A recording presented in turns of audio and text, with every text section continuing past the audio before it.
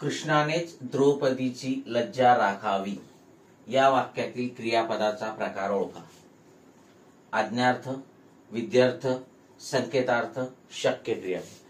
राखावी या क्रियापदावरून योग्यता लक्षात येते मित्रांनो.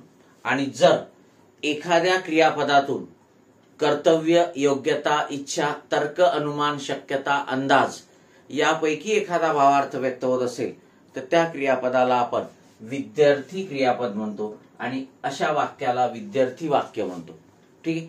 मग कृष्णानेच द्रौपदीची लज्जा राखावी याच्यामध्ये कृष्णाचं जे योग्यता आहे, ठीक आहे, ती आपल्या लक्षात येते आणि म्हणून योग्यता हा भावार्थ या वाक्यातून व्यक्त होतो. त्यामुळे हे विद्यार्थी क्रियापद आहे.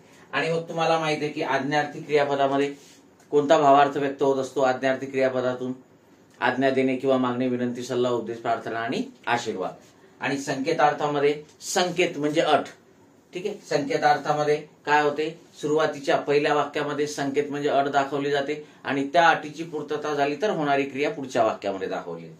आणि शक्य क्रियापदामध्ये तर कर्त्याच्या सामर्थ्याचा बोध होत असतो आपल्याला.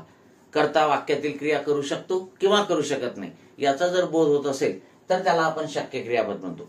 मग आपल्याला हे जे वाक्य दिलेलं आहे हे विद्यार्थी क्रियापदाचं आहे. हे क्रियापद विद्यार्थ आहे, हे वाक्य विद्यार्थ आहे.